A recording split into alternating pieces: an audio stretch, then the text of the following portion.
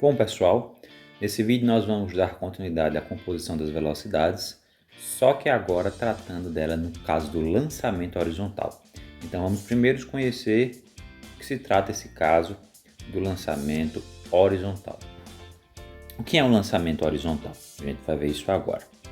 Bom, para ilustrar essa questão do lançamento horizontal, nós temos aqui uma situação que nós temos uma mesa, certo? Nós temos aqui também uma bola que pode cair dessa mesa e obviamente nós temos aqui o chão. O que é o lançamento horizontal? Se por acaso eu tocar nessa bolinha fazendo ela impulsionar para frente, ela vai cair, seguindo o movimento que foi aí mostrado, e esse movimento é um lançamento horizontal. A trajetória desse movimento será uma curva, principalmente na região em que ele cairá, não é isso? E essa bolinha poderá seguir algumas etapas, e quando qualquer objeto realiza um movimento semelhante a esse que a gente está vendo aqui, a gente pode dizer que ele faz um lançamento, que ele cai de forma de um lançamento horizontal, né? É lançamento porque alguém empurrou aqui a bolinha. Então a gente também pode dizer que é um tipo de movimento curvilíneo, no qual a gravidade terá papel importante, já que o objeto está caindo. Toda vez que algo está caindo, para estudar o movimento desse algo, desse objeto, eu preciso considerar o envolvimento da gravidade, ok?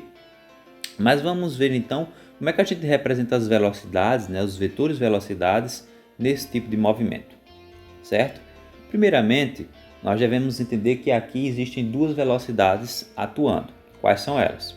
A primeira delas a gente chama de velocidade horizontal, que a gente dá o nome de Vx, certo? O que é a velocidade horizontal? É uma velocidade que está na direção horizontal.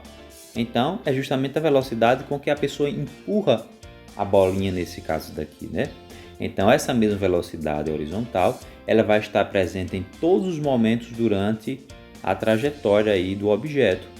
E ela não muda o seu valor, ela não muda o seu tamanho, no caso aqui, ela sempre tem o mesmo valor, a velocidade horizontal é a mesma. Nesse caso daqui a gente vai considerar que não houve aí nenhuma interferência quando a bolinha estava passando pela mesa ou por conta do ar, certo? Por fim, a gente vai considerar que existe também outra velocidade, que nesse caso agora é uma velocidade vertical, ou seja, uma velocidade que está na direção vertical, que nesse caso ela aponta para baixo. Por que ela aponta para baixo? Porque a bolinha, obviamente, está se movendo para baixo. Nesse caso ela se move para a direita e para baixo, então ela possui duas velocidades, não é isso? A velocidade que nós chamamos de horizontal, certo? Que não muda de valor. E essa outra velocidade que é a vertical, esta sim muda de valor e a gente pode perceber isto porque cada vez mais que a bolinha vai caindo, essa setinha aumenta de tamanho, indicando que a velocidade vertical também aumentou de tamanho. Por fim, a gente pode aplicar aqui as regras de vetores e somar as duas velocidades em cada um dos casos, e a gente obtém aí uma velocidade resultante.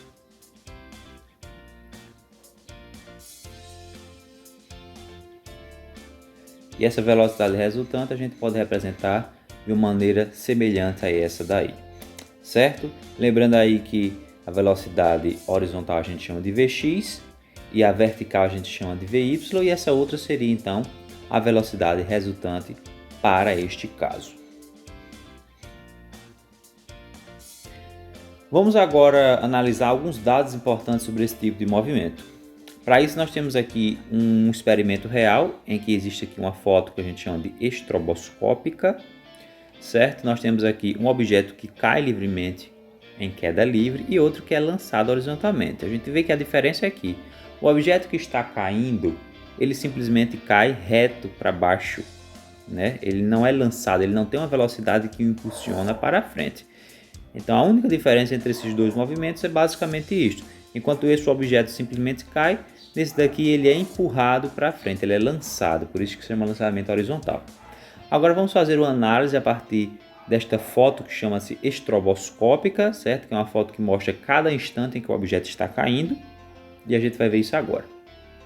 Primeira coisa que a gente precisa considerar aqui é que as duas esferas estão sob a ação da gravidade, né? A gravidade vai atuar em cada uma delas. Depois a gente vai entender que para o caso da esfera rosa, ou avermelhada, que é desse lado daqui, só vai existir uma velocidade atuando, que é a velocidade para baixo, como a gente já viu anteriormente.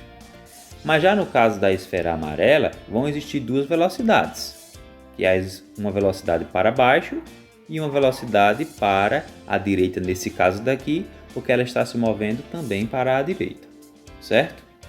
Outra coisa importante a ser analisada é que as velocidades para baixo, tanto de uma esfera quanto da outra, elas vão aumentando de tamanho com o passar do tempo, como a gente viu anteriormente. Cada vez mais que ela vai caindo, essa velocidade vai aumentando de tamanho.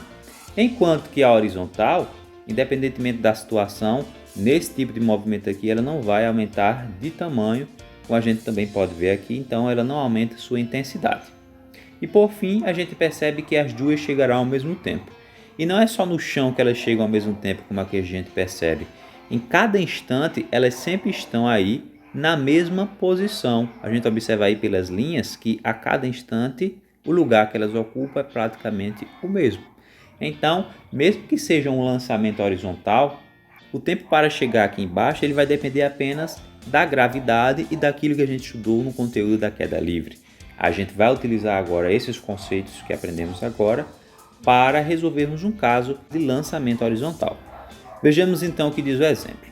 Um avião lança um míssil de uma altura de 500 metros, conforme a ilustração abaixo, desprezando a resistência do ar, responda. Então aqui nós temos uma situação em que aparece um avião. A única informação dada até então é que a altura em que o míssil foi lançado é de 500 metros. Certo? Aí a pergunta é, quanto tempo o míssil leva para atingir o solo? Bom, a gente viu anteriormente que apesar de ser um movimento nesse sentido aqui, do lançamento horizontal, ele vai ter sempre uma velocidade para baixo, não é isso que a gente chama de Vy. E essa velocidade depende apenas da gravidade, como a gente viu anteriormente, e todos aqueles conceitos que a gente utilizou para o estudo da queda livre também serve aqui neste caso também. Então a gente pode utilizar aquela fórmula que usou antes, que é a seguinte: a altura é igual a g to ao quadrado dividido por 2. Certo? A partir dessa fórmula a gente tem como achar o tempo que está sendo pedido aqui. Porque a altura foi dada e ela vale 500 metros. G não foi dado, mas a gente sabe que ele tem um valor constante, a aceleração da gravidade vale 10. T é o que a gente vai achar e a gente divide aqui por 2. Ok? Por enquanto eu vou aqui repetir esse 500. Vou fazer aqui divisão. 10 dividido por 2 dá 5, então fica 5t ao quadrado. Daí agora a gente faz o que? A gente muda de lado aí da equação, então este termo vem para cá, ele vem negativo.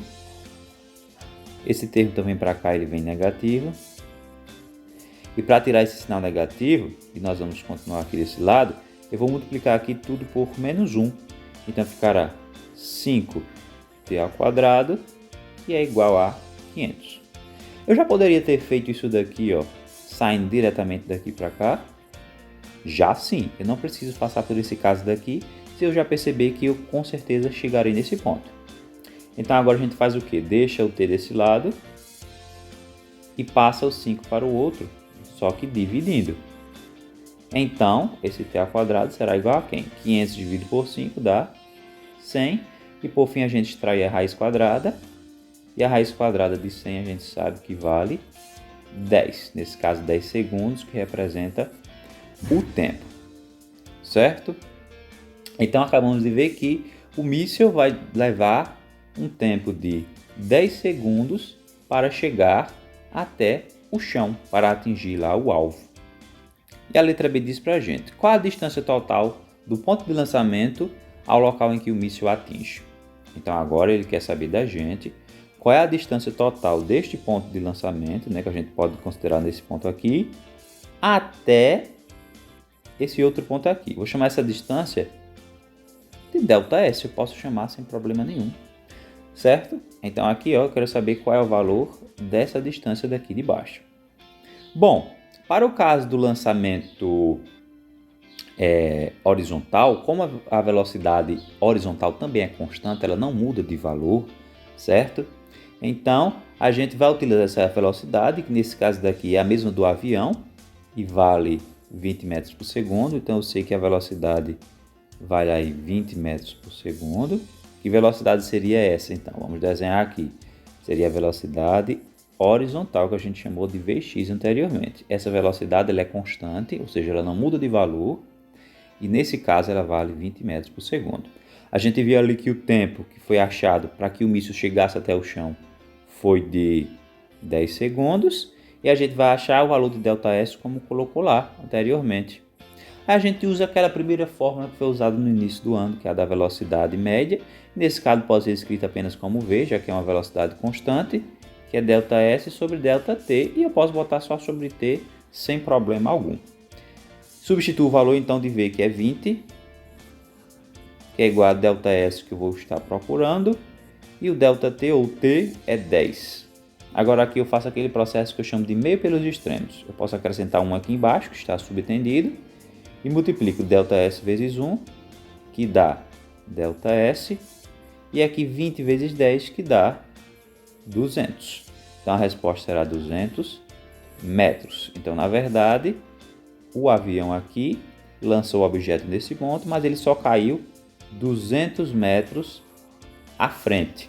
Claro, porque o movimento aqui faz uma curva, devido justamente à velocidade que o avião está aqui e propulsiona no próprio objeto que está sendo lançado, ok?